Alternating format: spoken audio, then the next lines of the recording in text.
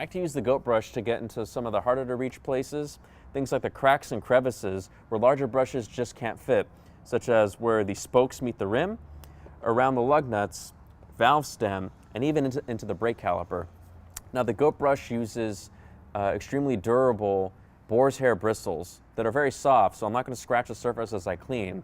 And it uses a soft handle made out of plastic, and the ferrule is also plastic as well. So as I'm cleaning, if I accidentally knock against the rim, soft plastic will take the brunt of the impact, and then I'm not going to scratch any of the metal. This is a great parts cleaning brush to get in to these types of areas, so I can get into these cracks and crevices, knock out all this brake dust and grime. It's always hard to reach, especially down here at the hub. I can get into the smaller cracks here, smaller spokes. It's good to keep going back to your bucket to rinse out all the abrasive dirt and to pick up more cleaner and soap.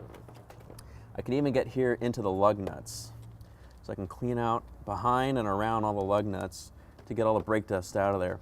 Another area is right here underneath the valve stem. It could be very difficult to get a brush in underneath and around the valve stem, so I can clean off all that brake dust and all that grime very quickly and easily.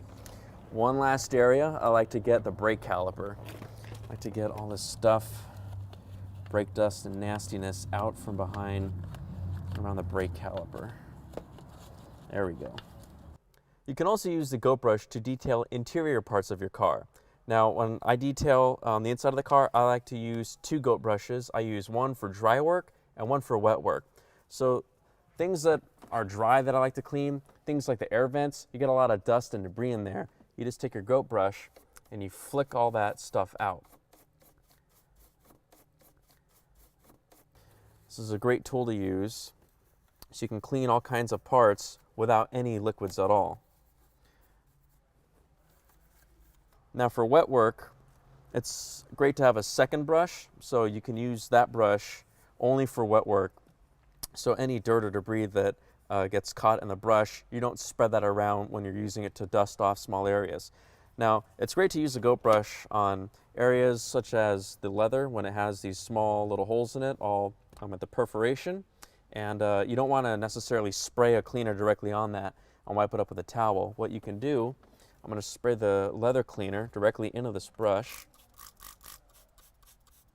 so I get a nice clean frothing action here. And now I can scrub the leather down and agitate it. So you see these bubbles, that's actually helping to suspend any dirt or debris that I loosen from the leather. I'll wipe down this whole leather panel here.